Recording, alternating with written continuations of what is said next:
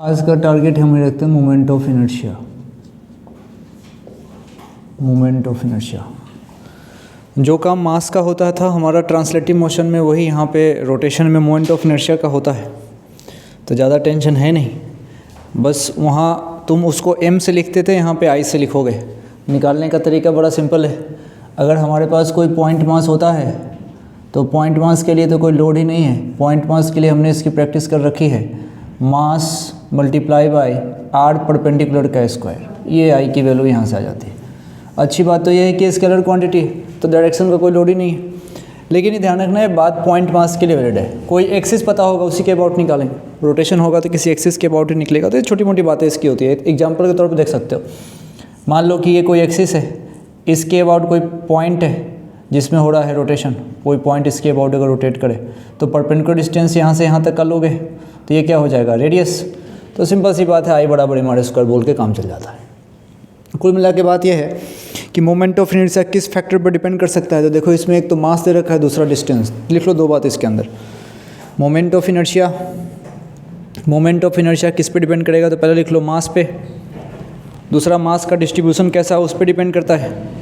मास के डिस्ट्रीब्यूशन का मतलब हम समझ सकते हैं शेप, साइज और डेंसिटी। और दूसरा, जो तुम पोजीशन ऑफ एक्सिस लेते हो उसके अकॉर्डिंग। दूरी कहाँ से मापोगे, एक्सिस से मापोगे। तुम्हारे पास एक्सिस पता होगा, इसी एक्सिस से इस दूरी को मापोगे और इस एक्सिस से देखोगे कि पॉइंट मास हमारा कहाँ है, कैसे घूम रहा है। और वही एक्सिस से जो दूरी होती है, दूरी मतलब परपेंडिकुलर दूरी। एक्सिस से हमेशा परपेंडिकुलर दूरी चाहिए, इधर उधर की दूरी नहीं। एक्सिस से परपेंडिकुलर डिस्टेंस चाहिए। देखो, हमने अभी इससे पहले टॉर्क पढ़ा, मोमेंट ऑफ इनर्शिया से पहले टॉर्क भी पढ़ लिया, एंगुलर मोमेंटम भी पढ़ लिया। दोनों केस में दूरी हमारे लिए तो यही तो थी, परपेंडिकुलर डिस्टेंस। हमको इस पूरे चैप्टर में सारा का सारा फोकस सिर्फ परपेंडिकुलर डिस्टेंस पे होता है, हमारा काम बन जाता है। तो इसको समझने के लिए मान लो कि 3 4 5 बॉडी दे दूँ, तो सबके लिए आर तुमको पता होगा, मास पता होगा, लिख दोगे। मान लो 2 3 बॉडी दे दी, तो m1 r1 square plus m2 r2 square plus m3 r3 square. फालतू बातें सब अपने को करने आता है, इसमें कोई प्रॉब्लम वाली बात नहीं है। थोड़ा सा अगर ठीक ठाक सवाल की बात करें तो इसके अंदर एक सिचुएशन है जिसको करा जा सकता है। मैं 3 ट्रायंगल दे रहा हूँ और तीनों को आपको इसके लिए बात करनी है मोमेंट ऑफ इनर्शिया की। तो क्वेश्चन लिख लो, फाइंड मोमेंट ऑफ इनर्शिया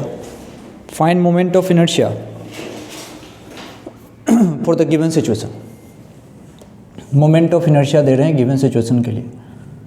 तो एक ऐसा और ये ऐसा। क्वेश्चन से ही सीखेंगे इसको, क्वेश्चन से ही सीखते हैं। ये 3 मास रखे हुए हैं ट्रायंगल के तीनों कॉर्नर पे। तीनों जो उसके वर्टिसेस होते हैं उस पर मास रख दिया। 3 अलग अलग सिचुएशन दे रहे हैं। मास की कोई टेंशन नहीं है, सब आइडेंटिकल है और साइड लेंथ इसका a है। साइड लेंथ इसका a है और मास सब का सब m है, तीनों केस में। अच्छा, अब एक्सिस का ही सारा खेल है। तो पहले वाले में जो एक्सिस है, जैसे मैं इसका नाम रख दूं तो कोई कन्फ्यूजन नहीं हो, इसके लिए इसका नाम रख दो 1, इसका नाम रख दो 2 और ऊपर वाले पॉइंट का नाम रख दो 3। नाम सब में रख दो ताकि कंपेयर करने में आसानी हो। 1 2 3, यहाँ पे भी 1, this one is 2 and this one is 3। 1 2 3 नाम रख दिया। क्वेश्चन के अकॉर्डिंग अब सारा खेल एक्सिस का है, तो मैं तुमको एक्सिस दे रहा हूँ। पहले वाले में एक्सिस ये है, और इसके अबाउट बॉडी घूम रही है। दूसरे वाले में एक्सिस नीचे है, दूसरे वाले में एक्सिस ये है और इसके अबाउट बॉडी घूम रही है।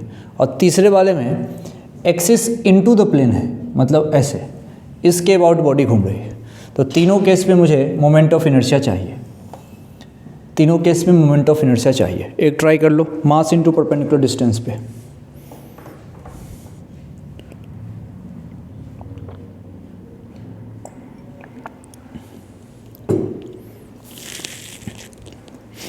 Mass into perpendicular distance. सारे मास आइडेंटिकल हैं,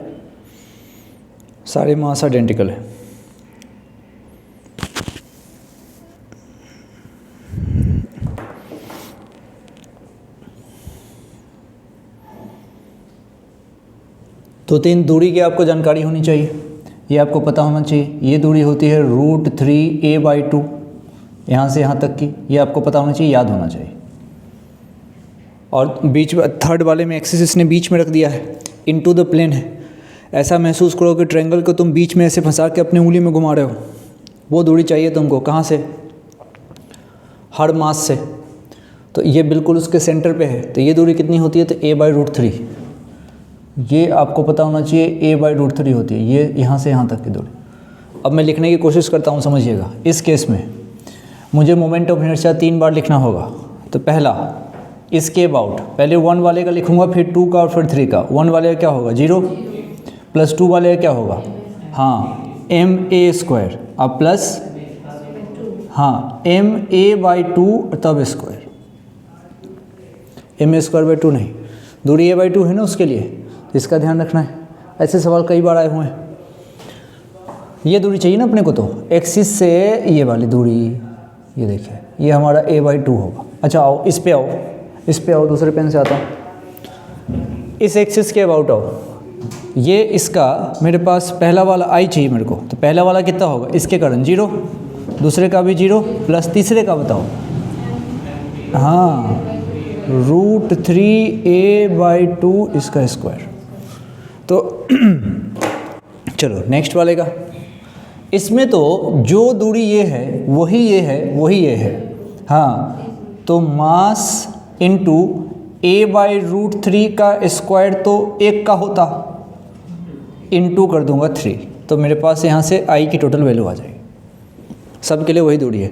डायरेक्शन का यहाँ कोई टेंशन होता नहीं है, इसलिए हमारा डायरेक्शन से तो हम बच गए। ये मोमेंट ऑफ इनर्शिया की बेसिक बात है जो अपने को आनी चाहिए। अब तुमको एक सिचुएशन देता हूँ, जैसे हमारे पास 2 मास रखे हैं m1 और m2, और उसका सेंटर ऑफ मास के लिए पूछा हुआ है। देखो बताता हूँ अगला सिचुएशन क्या है। इसको हटाइए,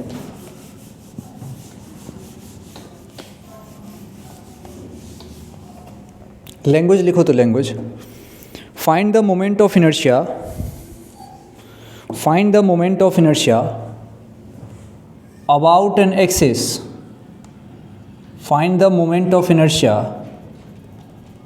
about an axis passing through center of mass and perpendicular to the line joining, passing through center of mass and perpendicular to the line joining m1 and m2, m1 and m2, perpendicular to the line joining m1 and m2। अच्छी बात समझिएगा, ये होगा उसका centre of mass. कहाँ है अपने को पता नहीं, कोई ज़रूरी नहीं कि बीच में हो, मास अलग अलग है। तो ये दूरी r1 मानते हैं, अगर आपको ध्यान हो तो ये दूरी r2 मानते हैं, ये अपने को पता होना चाहिए, है कि नहीं। इसके अबाउट इसने पूछा है मोमेंट ऑफ इनर्शिया, इसके अबाउट r1 और r2 की वैल्यू पता होनी चाहिए।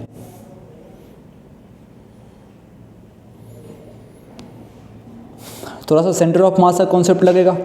अगर सेंटर ऑफ मास वाली क्लास याद हो तो आपको पता होना चाहिए ये r1 कितना होता है, m2r, और नीचे होता है r1 + r2। ध्यान में आएगा थोड़ा सा सेंटर ऑफ मास के कॉन्सेप्ट में। 2 पार्टिकल सिस्टम, उसके लिए सेंटर ऑफ मास का कॉन्सेप्ट r1 + r2 लिख दिया मैंने, m1 + m2।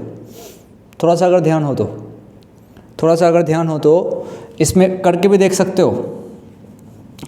सकते हो, m2r m1 + m2 करके देखो एक बार, सेंटर ऑफ मास का, सेंटर ऑफ मास। और इस पे सवाल खूब रहते हैं, खूब। ये पूछा हुआ है, साल मुझे ध्यान नहीं आ रहा, लेकिन ये नीट में ही पूछा है कभी।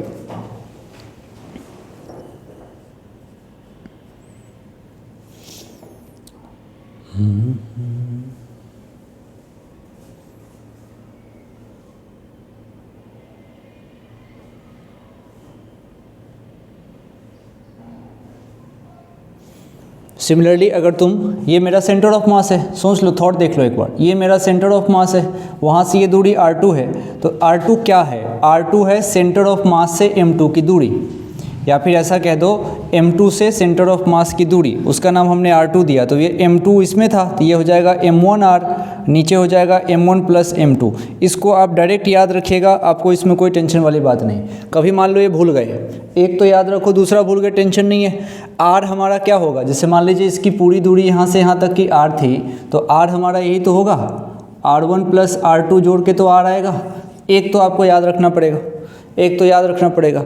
इसकी डिटेल बात सेंटर ऑफ मास वाले में होती है। सेंटर ऑफ मास वाले में बच्चों, छोटे बच्चों को ड्राइव कराते हैं कि बेटा ये दूरी इतनी, माना सेंटर ऑफ मास यहाँ है इतनी दूरी पर, तो ऐसा, फिर अंत में रिजल्ट आएगा।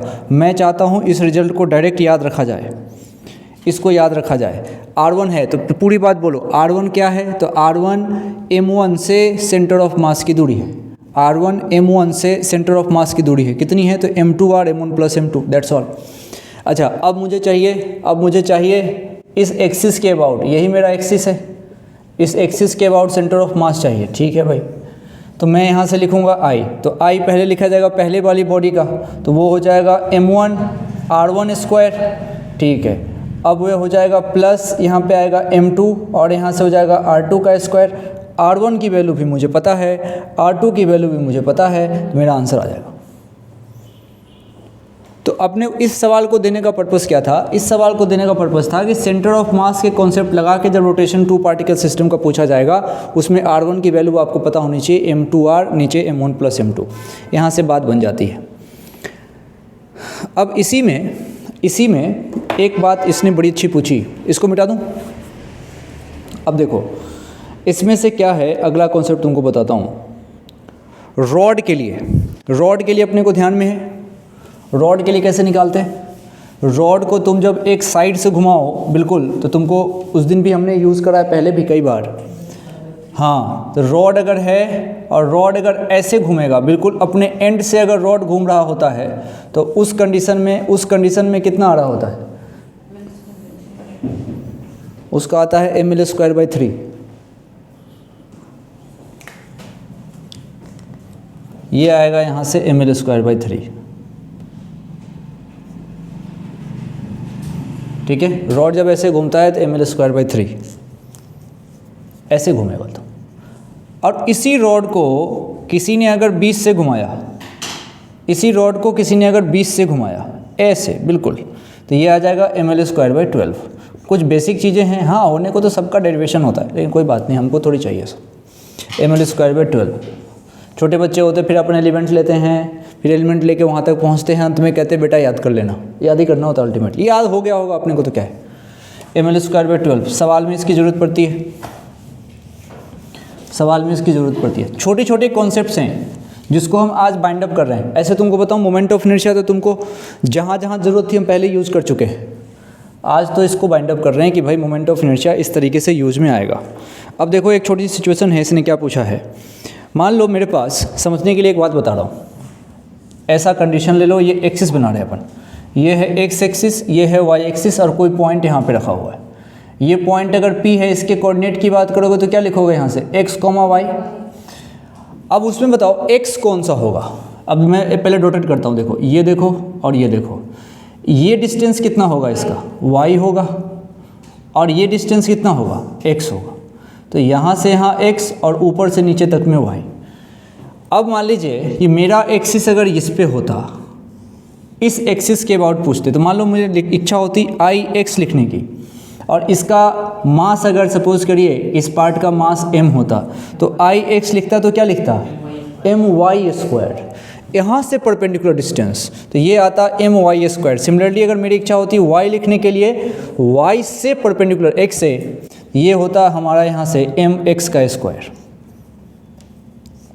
ऐसे सही है। तो ये छोटी सी बात है, अपने को ध्यान रखना है। परपेंडिकुलर डिस्टेंस लेना है एक्सिस से परपेंडिकुलर डिस्टेंस, सही बात है। अब कुछ स्टैंडर्ड रिजल्ट हैं उस जो आपको ध्यान होना चाहिए, जैसे रिंग, डिस्क, लेमिना। थोड़ी सी बात कर देता हूँ उसकी, रिंग का, डिस्क का, लेमिना का। सबसे पहले रिंग की बात है, रिंग की बात देखो क्या है। कोई रिंग हो और एक्सिस ऐसे गुजर रहा हो, रिंग हो और एक्सिस ऐसे गुजर रहा हो, मतलब इसमें बोलने वाली बात ही नहीं है, मास m होगा, रेडियस r होगा और एक्सिस ऐसे गुजरे। तो अब देखो ये एक्सिस क्या है, परपेंडिकुलर टू द रिंग है, तो नाम क्या बोलोगे इसका, I यहाँ पे बोलोगे, मास m ले लो, रेडियस r ले लो, तो mr² बोलोगे, जैसा भी तुमको नाम देना है। अब तुम ऐसे अगर कैपिटल के हिसाब लिखो तो कैपिटल M/r², इसका कोई फर्क नहीं पड़ा तो क्या दिक्कत है। रिंग हो, 20 से गुजार रहे हैं, ऐसी कंडीशन है, एक्सिस ऐसे गुजार रहे हैं, ये एक्सिस परपेंडिकुलर तरीके से है, डायमीटर नहीं बोलेंगे इसको, पासिंग थ्रू सेंटर बोला जाएगा, पासिंग थ्रू सेंटर। तो लिख लो यहाँ पे axis passing through centre and perpendicular to the plane, ये पूरी बात बोलते हैं ना क्वेश्चन में, यही है वो, axis passing through centre and perpendicular to plane. तो उस कंडीशन में वो mr² हो जाएगा। यही हाल अगर मैं किसी डिस्क में करूँगा तो वहाँ पे हो जाएगा mr²/2। यही हाल जब मैं डिस्क में करूँगा, डिस्क पे भी सवाल आता है, तो मान लो अब रिंग यहाँ पे पहले से है, ऐसे एक्सिस ले लिया हमने, ऐसे करके इसका एक्सिस ले लिया, ये डिस्क है, ऐसे गुजारेंगे, तो यहाँ पे वही, यहाँ पे के पूरी बात क्या होगी, एक्सिस, और फिर मैं यहाँ पे बोलूँगा पासिंग थ्रू सेंटर, इतना बड़ा sentence, passing through centre and perpendicular to plane.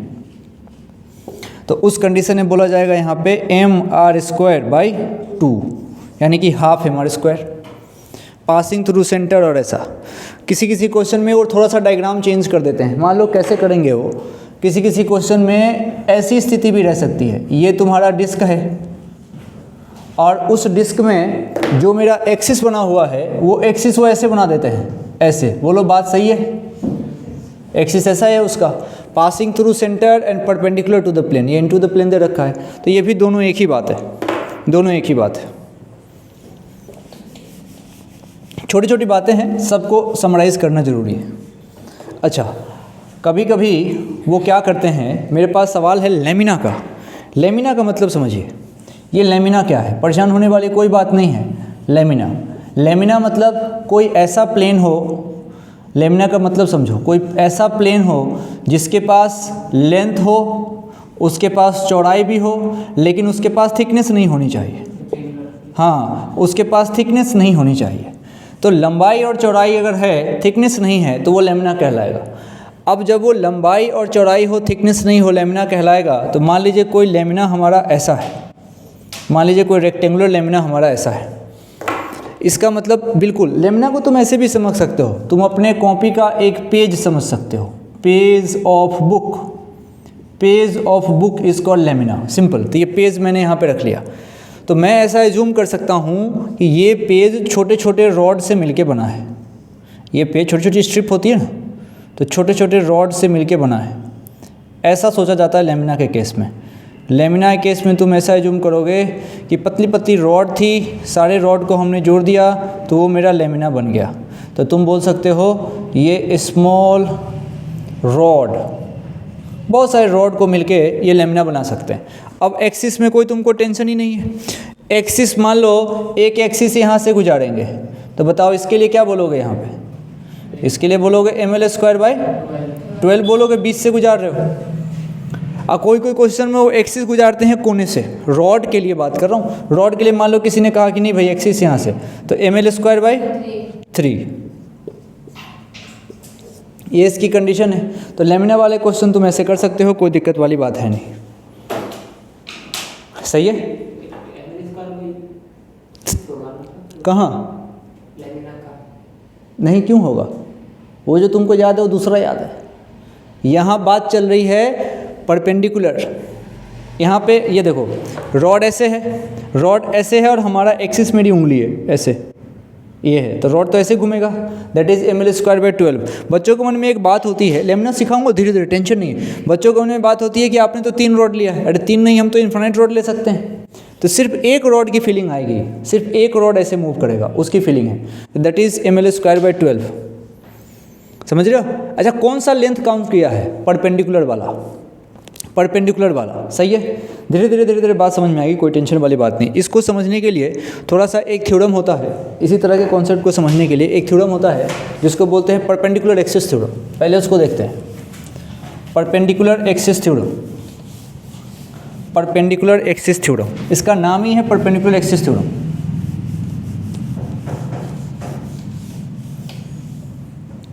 Perpendicular axis theorem, तुमने एक टर्म सुना होगा, क्वेश्चन एक निकाल लेता हूँ। जैसे मान लीजिए आपके पास एक्स एक्सिस और वाई एक्सिस दे रखे होते हैं, जेड के बारे में बात होती है, जनरली यही फेमस है। तो भैया ऐसे पकड़ लो इसको, एक कुछ ये ऐसे ले आओ, ये ऐसे ले आओ, ये ले लो तुम एक्स एक्सिस, एक ले लो तुम वाई एक्सिस, ये आता है तुम्हारा जेड एक्सिस। तो फिर तुम एक बात कहते हो कि भाई मैंने एक्स प्लस वाई को जोड़ा तो मुझे आई जेड मिला है। ये ऐसा जनरली लगता है, किताबों में भी ऐसा लिखा होता है, लेकिन एक्चुअली में हम किसको जोड़ते हैं? नहीं, जो एक ही प्लेन में है उसी को ऐड किया जाता है। जो एक ही प्लेन में हो, जो एक ही प्लेन में हो उसको ऐड करो, उसको ऐड करो, आउट ऑफ द प्लेन के इक्वल कर दो। जो एक ही प्लेन में उसको ऐड कर दो और आउट ऑफ द प्लेन के इक्वल कर दो। ये लिख लेना, जो एक ही प्लेन में है उसको ऐड करो और आउट ऑफ द प्लेन वाले के इक्वल कर दो। लिख ही देता हूँ, आउट ऑफ द प्लेन वाले के इक्वल करो, इक्वल करो। कोई ज़रूरी नहीं है कि हमेशा आई एक्स प्लस आई वाई बराबर आई जेड हो। नो, क्या कर सकते हैं, मान लो अगली बार किसी ने नाम बदल दिया, कहा कि नहीं भाई ये मेरा रहेगा वाई एक्सिस और ये मेरा रहेगा जेड एक्सिस, तो अभी ऐड कौन कौन होंगे?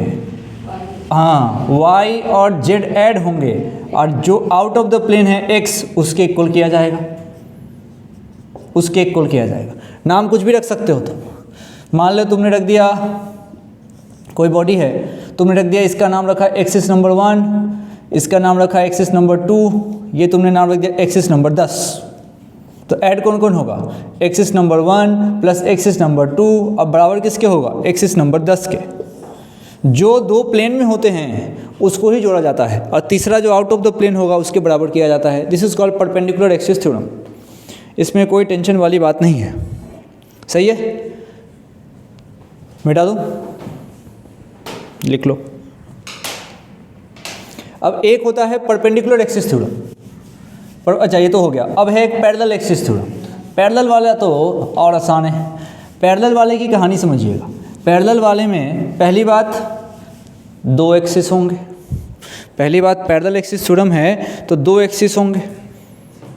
एक सेंटर ऑफ मास से पास करेगा, दूसरा कहीं और से पास कर सकता है। तो जैसे मान लो हमारे पास कोई भी सिचुएशन हो, इस तरह का सिचुएशन है, एक एक्सिस सेंटर ऑफ मास से पास करेगा, दिस इज कंपलसरी, और जो एक्सिस सेंटर ऑफ मास से पास करता है उसके कॉरस्पॉन्डिंग मोमेंट ऑफ इनर्शिया का नाम तुम बोलते हो ICM। अब भाई ICM तो हमको पता होना चाहिए, ICM पता हो जाता है। और कोई एक्सिस मान लीजिए वो यहाँ से गुजार रहा है, कोई एक्सिस यहाँ से रैंडम किसी पोजीशन से गुजार रहा है। मान लो ये ICM है, इसका नाम मैंने दे दिया ICM, और ये कोई टारगेट एक्सिस है, नाम उसका I है। तो पहली तो शर्त होनी चाहिए कि ये ICM पैरेलल होना चाहिए जो भी एक्सिस तुमको चाहिए I के। दोनों एक्सिस एक दूसरे के पैरेलल हों, बीच की दूरी उसमें D हो, और ये जो एक एक्सिस सेंटर ऑफ मास से पास करे। तो उस कंडीशन में जो ये I है, इसके बाद तुमको मोमेंट ऑफ इनर्शिया फाइंड करना था, तो ये रहा तुम्हारा टारगेट एक्सिस। तो समझना, टारगेट एक्सिस के लिए जो मोमेंट ऑफ इनर्शिया होगा उसके लिए जो ICM होता है ये तुमको पता होना चाहिए, प्लस mr² लिख दो। तो m अभी यहाँ d है तो ये md² हो जाएगा। ये d क्या हो जाएगा? ये d दोनों एक्सिस के बीच का गैप है, क्योंकि दोनों एक्सिस पैरेलल हैं तो उनके बीच का ये गैप है। ये m क्या होगा? ये m इसका मास हो जाएगा। जो भी बॉडी घूम रही है उस बॉडी का मास हो जाएगा m, मास बॉडी का, बॉडी का मास md²। ठीक है, तो ये इसमें इस तरीके से पता लगता है, कोई दिक्कत इसमें है नहीं।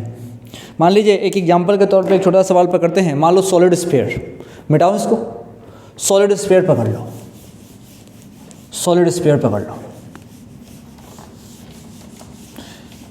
तो अभी हमको याद हो गया है कि सॉलिड स्फीयर का जो मोमेंट ऑफ इनर्शिया होता है 2/5 mr²। तो कहाँ से होगा वो पक्का उसके सेंटर से गुजरेगा और परपेंडिकुलर टू द प्लेन जाएगा। तो ये है सॉलिड स्फीयर, पूरा सॉलिड भरा हुआ है अंदर से। तो इसके लिए मुझे ICM पता है, वो है 2/5 mr², जहाँ पे m mass of the solid sphere है। ये मेरे पास है सॉलिड स्फीयर। अच्छा, मेरे से वो क्या पूछ देते हैं, मेरे से पूछते हैं कि भाई ये एक्सिस तो आपको पता है, आप किसी दूसरे एक्सिस से बताओ तो जो उसके रिम से गुजरे, ऐसा सवाल आया हुआ है। तो ये रहा ये। अब वो क्या पूछते हैं, वो इस एक्सिस के अबाउट पूछते हैं। कहते हैं कि इस एक्सिस के अबाउट I कितना होगा। तो उसके लिए एक ही कंडीशन है, मैं सबसे पहले क्या करूँगा, ICM निकालूंगा। ये रहा मेरा ICM। अच्छा ठीक है भाई, अब मेरे पास इस एक्सिस के अबाउट जो I आया है I, वो उसके लिए सबसे पहले ICM प्लस उसका मास, किसका, सॉलिड स्फीयर का, और दो एक्सिस के बीच की दूरी, ऐसे लिखना पड़ेगा। ICM मैं जानता हूँ 2/5 मास r² होता है, प्लस मास और d बताओ, इन दोनों के बीच d तो आज r हो जाएगा, तो ये आ जाएगा हमारा यहाँ से r², आंसर आ जाएगा, है ना। तो इस तरीके से हम लिख सकते हैं। तो बस कुल मिला के देखना है कि अगर दो एक्सिस पैरेलल हो रहे हों और एक सेंटर से गुजर रहा हो तो पैरेलल एक्सिस थ्योरम लगेगा। और अगर मान लो तीन एक्सिस की बात चल रही हो, तीन एक्सिस की बात चल रही हो जिसमें से दो एक्सिस जो है प्लेन में है, तीसरा आउट ऑफ द प्लेन दिख गया, तो परपेंडिकुलर एक्सिस थ्योरम लगा देंगे। इतनी ही सही बात अपने को समझ में आ जाती है। अच्छा बताओ, अगर ये रिंग होता तो, अगर ये रिंग होता तो, है ना। सुनो, रिंग के लिए कह रहा है कि मान लो कोई रिंग है, उसके सेंटर से गुजारोगे। रिंग छोड़ो, तुम शेल की बात करो। शेल समझते हो, 2/3 होता है, कोई शेल होता है। तो रिंग तो चलिए आसान है, कोई शेल पकड़ लीजिए। शेल मतलब खोखला। उसने कहा कोई शेल, शेल मतलब खोखला, अंदर से खाली हो, तो 2/5 की जगह क्या लिख दोगे, 2/3 mr²। अब बाकी प्रोसेस वही है कि नहीं। तो सॉलिड स्फीयर फेमस है, हॉलो स्फीयर फेमस है, उसी हॉलो स्फीयर को अपन शेल भी कहते हैं। अच्छा, रिंग फेमस है, रिंग आसान mr² होता है। रॉड फेमस है, ये सारे फेमस टर्म है। लेमिना हमने देख लिया। इस तरीके से टर्म है जो जिसके बारे में बात करी जाती है, तो इसमें कोई दिक्कत वाली बात है नहीं। एक सवाल कर लेते हैं, मान लीजिए दो स्फीयर उसने जोड़ दिया तो क्या होगा। दो स्फीयर, एक बार जेई का सवाल था जिसमें 4 स्फीयर करा था, उसको भी कर लेंगे। दो स्फीयर जोड़ा तो कैसे निकालेंगे, देख लीजिए। दो स्फीयर, सवाल देता हूँ आपको, देखो, consider 2 solid sphere as shown in figure. Consider 2 solid sphere as shown in figure. एक सॉलिड स्फीयर, दूसरा सॉलिड स्फीयर। कोशिश करी है दोनों को आइडेंटिकल बनाने की, दोनों आइडेंटिकल हैं, मास m और रेडियस r है। इसका भी मास m, रेडियस r, इसका भी मास m और रेडियस r, आइडेंटिकल हैं, सॉलिड स्फीयर हैं, आइडेंटिकल है। जो एक्सिस आप देख पा रहे हो उसके अबाउट मोमेंट ऑफ इनर्शिया चाहिए, इसके अबाउट घुमाया जा रहा है। सोच के बनाइए, सोच के बनाइए।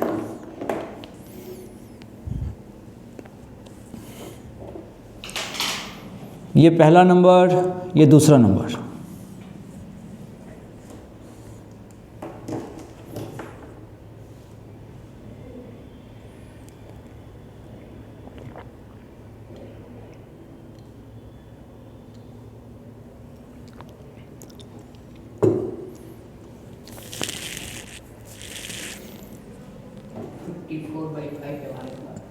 हाँ, वो पूरा जोड़ना नहीं है, तो एक बार लिखना सीख लेते हैं।